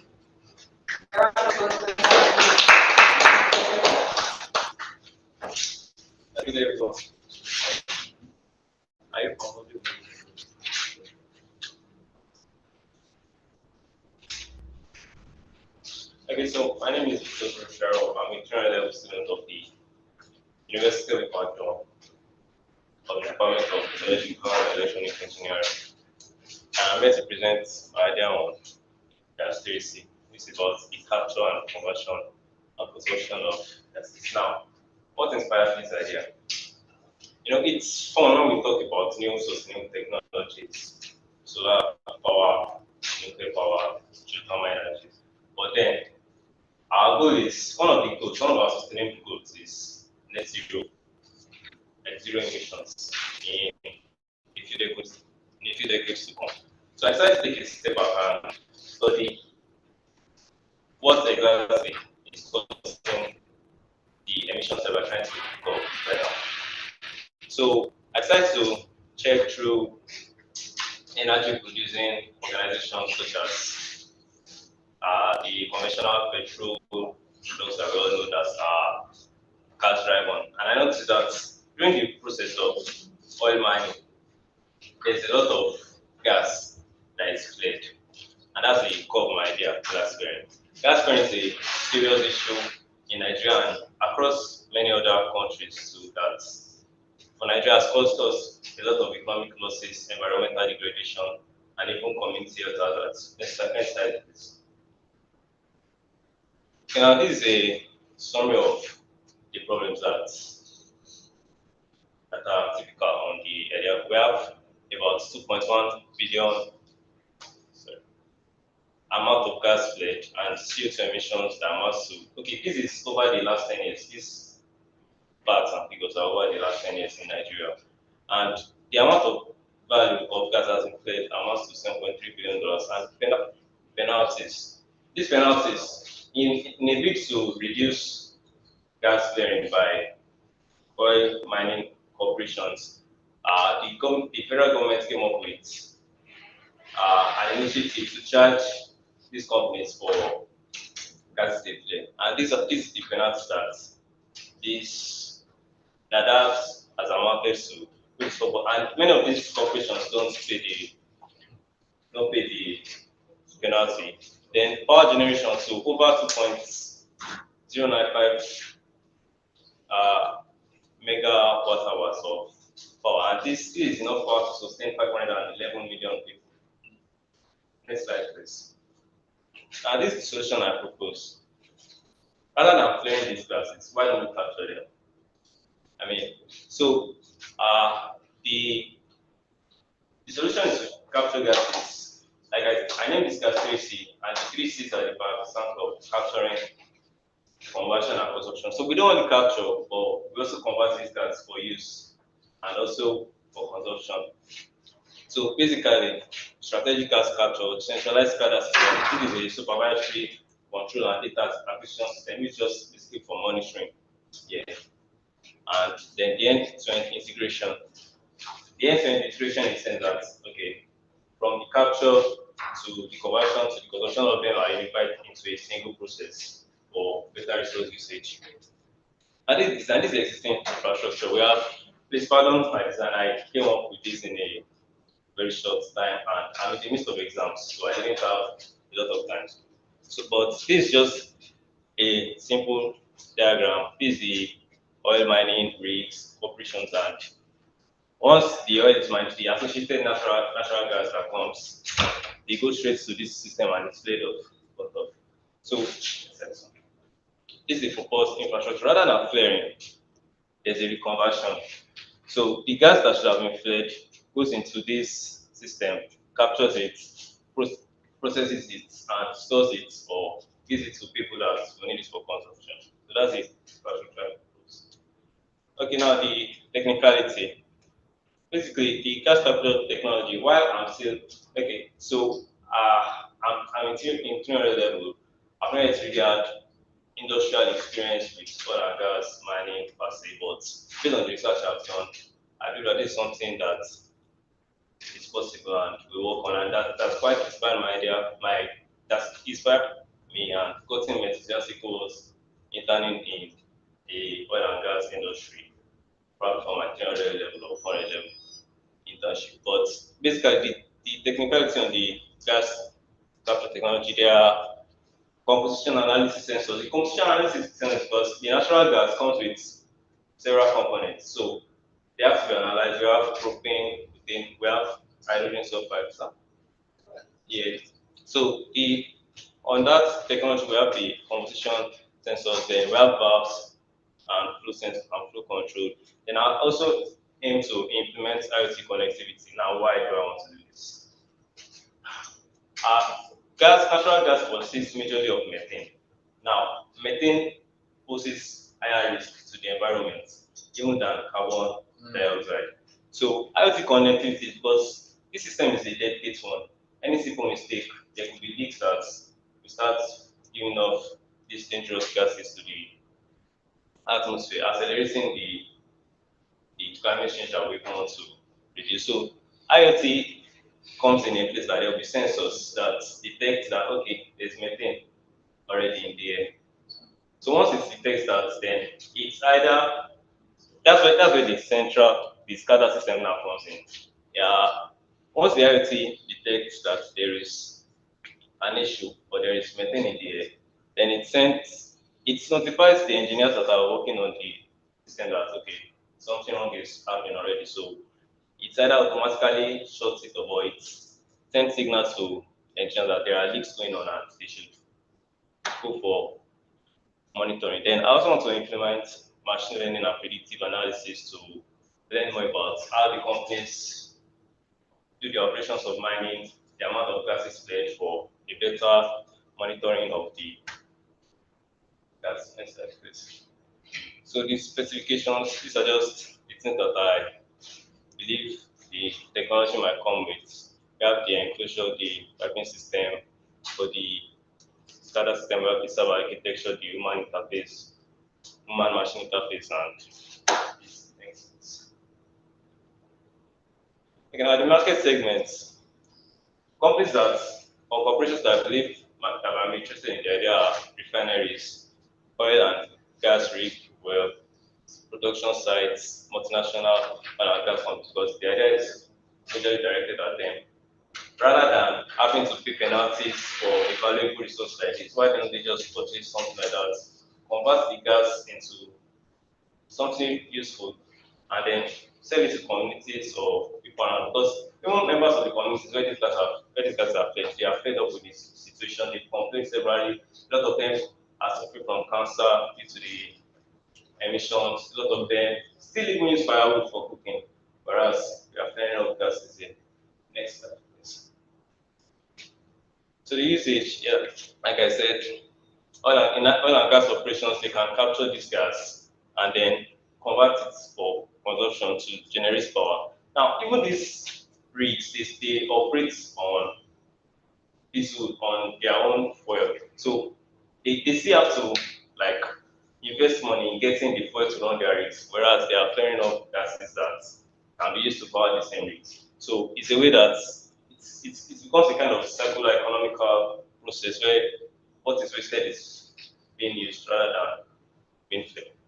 Okay. So the next step is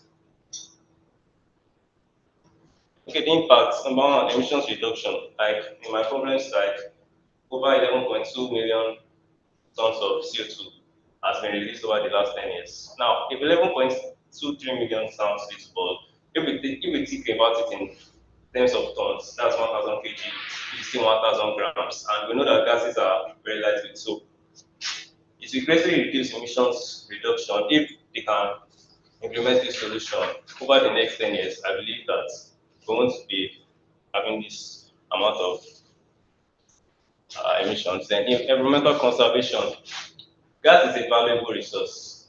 So in a way that rather than it's being fledged, it's captured.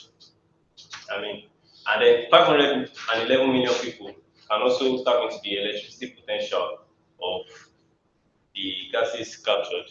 And I mean, that is some solution for not just Nigeria, but some surrounding African countries. Then community engagement, like I said, many of the locals here are dissatisfied with the situation.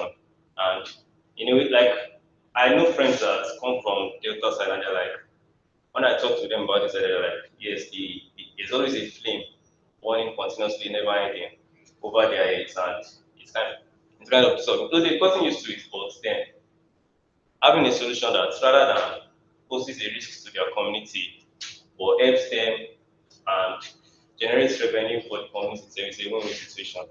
Next slide, please.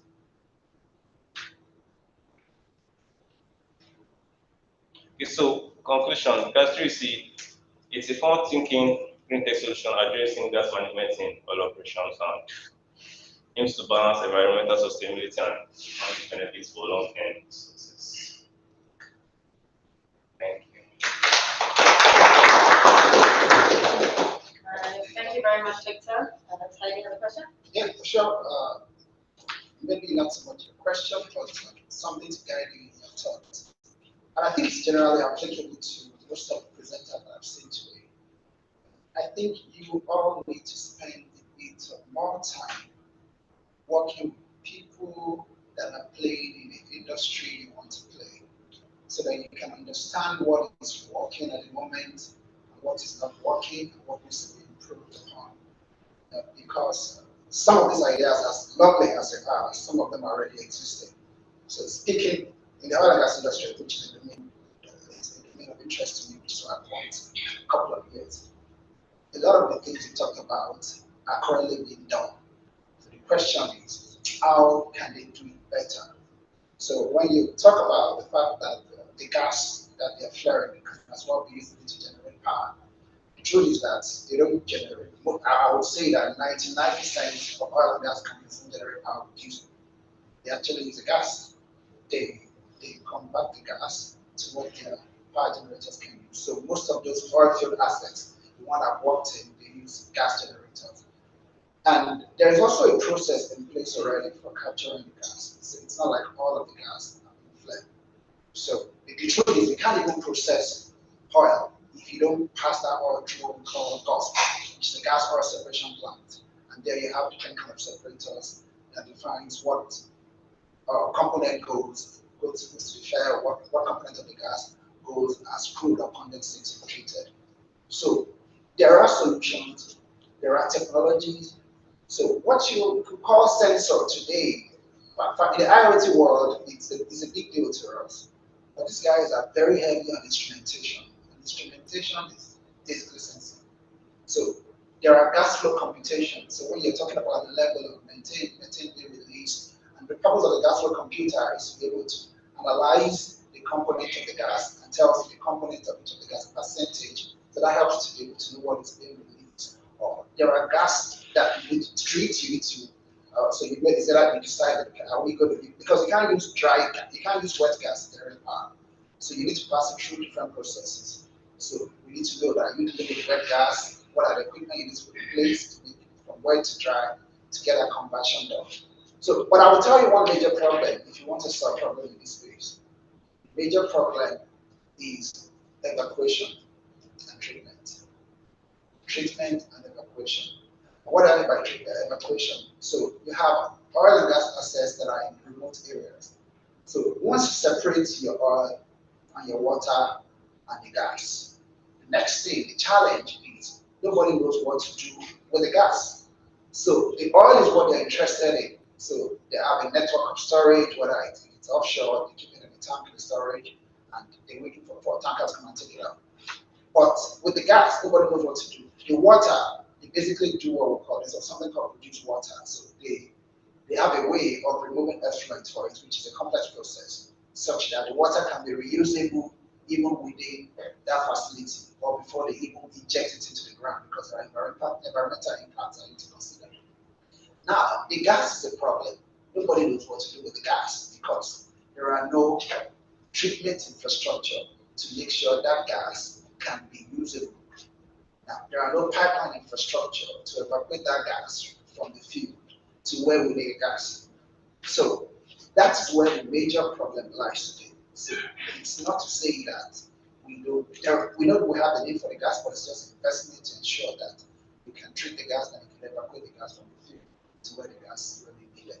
So what I would ask you to, if you are really interested in the technology bit of it, I can tell you to go spend more time with them.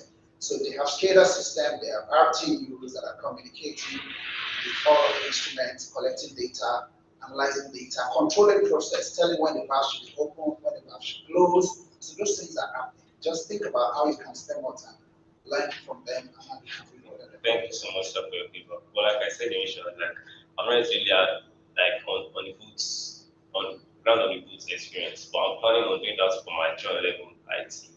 And I will intern at something like Shell or Chevron too. You can even get training, just ask. So even if you don't have the opportunity to go, but if you get trained, what are the fundamentals in oil and gas? How does it happen? And that's the way I learn, because coming from technology point of view, a lot of time, people see us as cocky, very proud people that just feel that tech can solve every problem. I mean, just like I was on social media, they were bashing, I don't want to mention, because it was talking about how tech can be used to solve medical problem. Fine, we know that tech can do a lot of things, but what are the fundamental issues within the industry that you want to apply tech to? That's what I see missing in most of the presentation that I made in terms of how does it address the fundamental issue and how feasible is it? Even the assets you want to use tech to manage. I've been to assets where I realize that you can't use any tech yet. You need to change the pipe, completely overhaul the piping system. You can't start talking about tech when the pipes are leaking.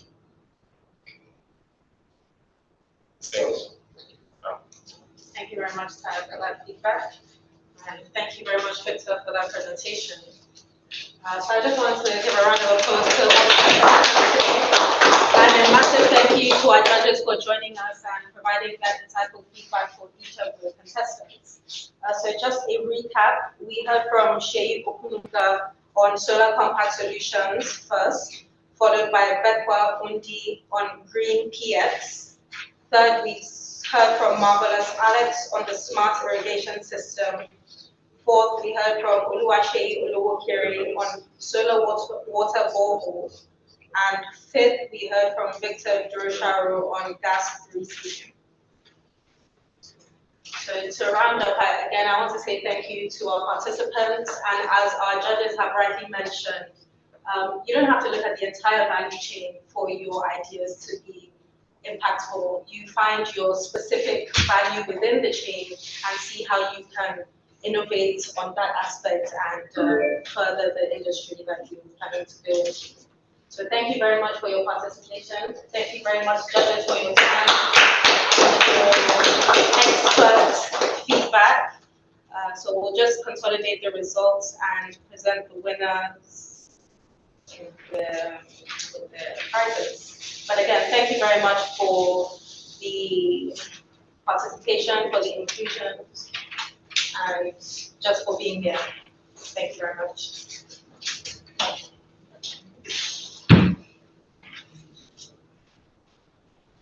Well done, guys. Well done, guys. Very, very, very.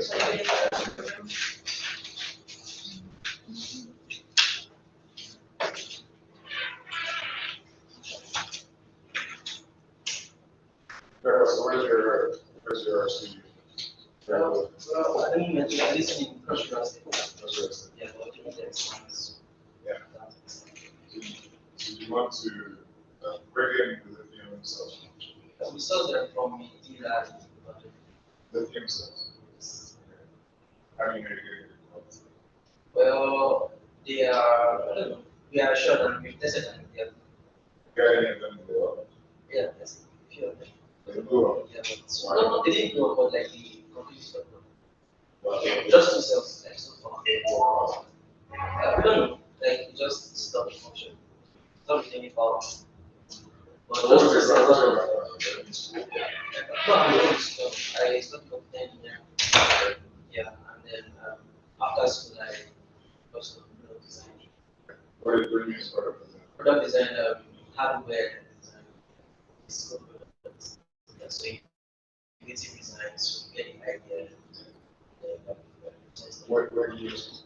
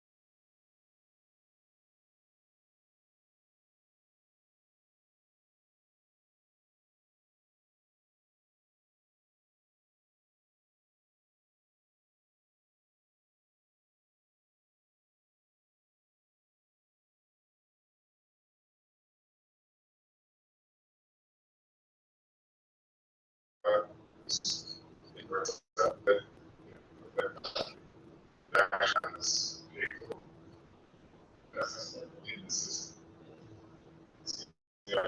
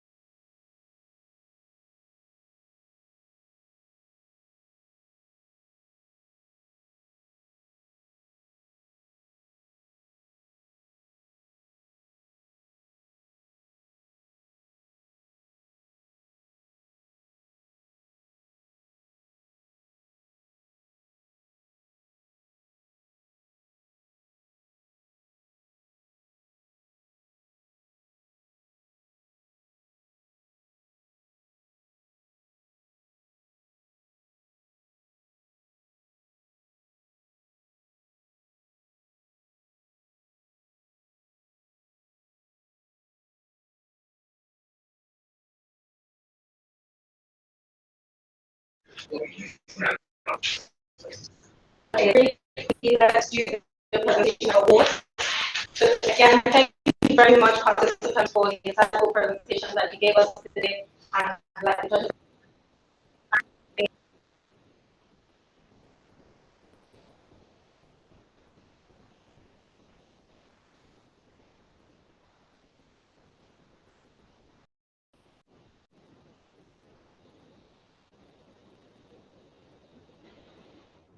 Okay, again, as I was saying, the value tree can insert yourselves within where you can be most useful and more profitable for your product. So in third place, for the solar water boreholes, we have Oluwaseyi Oluwokere.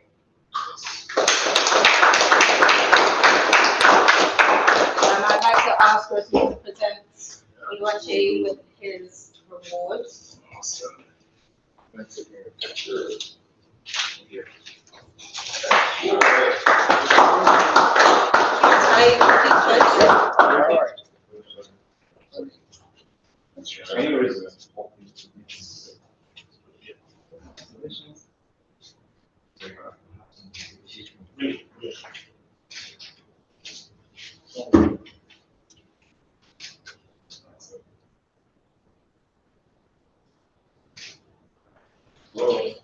Well done.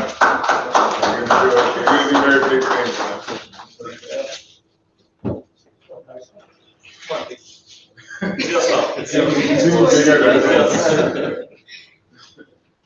You're gonna have trouble trying. In second place, we have Victor Josharo.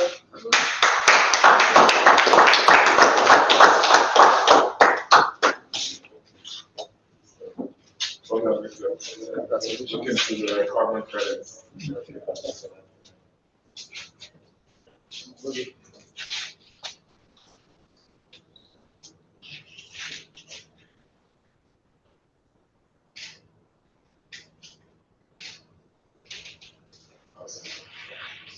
Well done.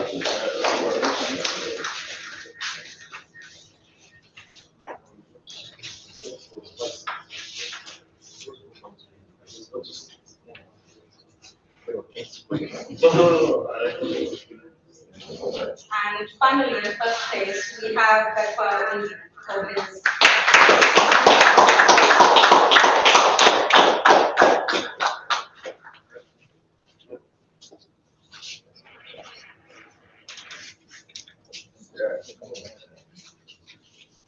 Well done.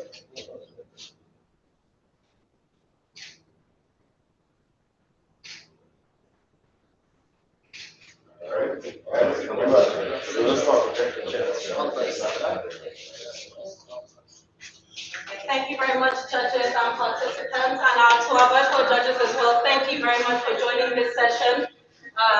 We aim to inspire the next gen, and we look forward to subsequent episodes of this. So if you could please join my colleague outside to take a group photograph, and then we can round up on the session. Again, thank you very much to my virtual judges, and do have a nice day. Thank you very much. Thank you. Have a great time, everyone. Bye. As always, well done. Thank you. So one of us, please. Hi, everyone.